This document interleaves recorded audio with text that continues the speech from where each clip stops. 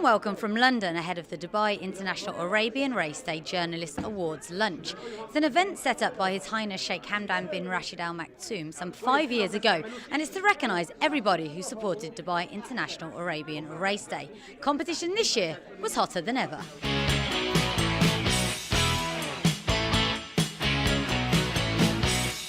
The Royal Garden Hotel in Kensington provided a suitably swanky location for the awards, which are decided by a specially appointed committee, who had no shortage of entries to sift through.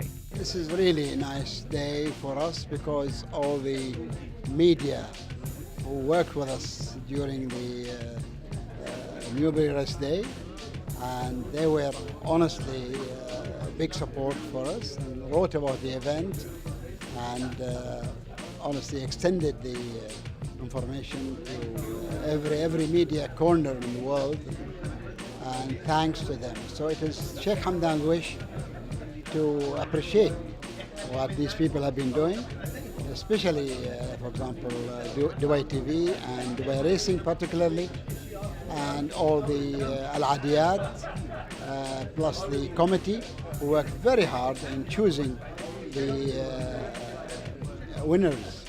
So Sheikh Hamdan allocated some money for the winners and some trophies and a few presents, which is really a small token of appreciation for all those people. The first award to be announced was the winner of the Open category, which covers international publications as well as online and broadcast. Deborah Burt, who scooped this award in 2012, this time had to settle for second spot and a Shadwell-branded iPad. The top prize went to a familiar face to UAE racegoers, Jeffrey Riddle, racing correspondent for Abu Dhabi newspaper The National. The judges felt that his articles had raised the standard of reporting on Arabian racing. Congratulations, nice to win an award like that. Absolutely delighted, yeah, thank you very much. Did you have high hopes when you submitted your piece for The National that you'd be here today? I didn't really think about it, to be fair. I was just trying to get it out as quickly as possible in time for the deadline, which was because obviously Dubai is a couple of hours ahead. It's quite a short and quick turnaround. Do you enjoy reporting on the Arabians? Is it a little bit more challenging than reporting on the thoroughbreds? Well, it's not something I report on all the time, and I like the difference that the challenge kind of provides, and I like the horses. It's very interesting just to see different breeds, how they race, and the different aspects to those races. Do you agree with what we heard from our host earlier on, that the reporting of Arabian racing has really sort of improved in the last few years? Well, I think it's interesting that there were entries from all over the world. The woman who was the runner-up was from America, which kind of shows there is a more global view to Dubai International Arabian Day. So, yeah, I suppose that has to be the case. I mean, of course, I would say that because I've won, but there you go. Next up was the Best Photograph Award, and again a tough decision for the judging panel.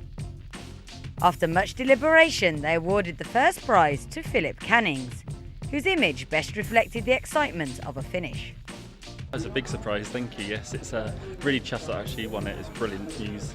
And was it a spur-of-the-moment thing? Obviously, you had a close finish, and I suppose there's only a couple of seconds to get it absolutely right. It is. It's great that every single race that day was so close racing, and the Shadwell Stakes I got the last one was brilliant. It was so close, and the jockey in the middle was pulling a great face, and yeah, I'm really chuffed with it. I know this is something that photographers don't always want to answer, but was it an image you went home and worked on, or is what won exactly what came out of the camera? It's exactly what came out of the camera, actually, so yes, I was very pleased with it. Not too much work had to be done on it, and it's great.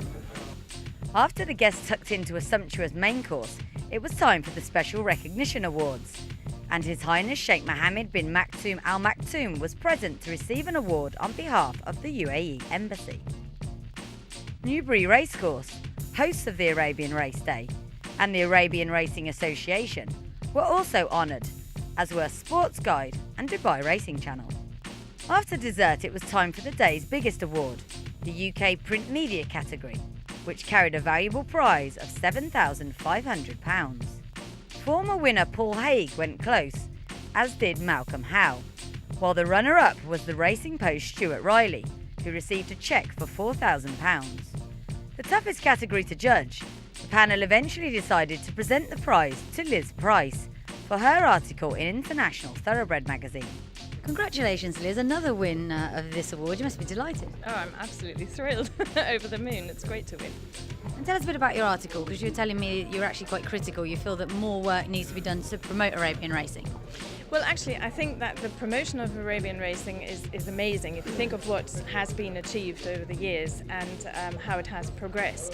However, I think there are also a lot of underlying issues that need to be addressed, because it's not just about promoting an event.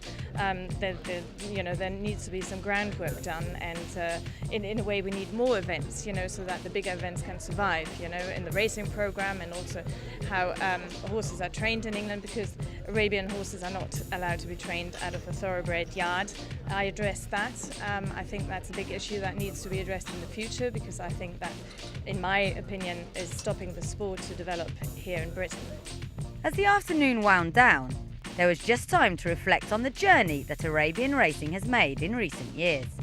In England, where it was very amateurish when I started back about 25 years ago, it's become much more professional, much sharper, and the prize money, of course, has helped, having more professional jockeys ride, and the invasion from France of the professional trainers has meant we've had to step our game up a bit. As the guests departed after a memorable afternoon, it was encouraging to see the affection that all present have for Arabian racing, which continues to go from strength to strength.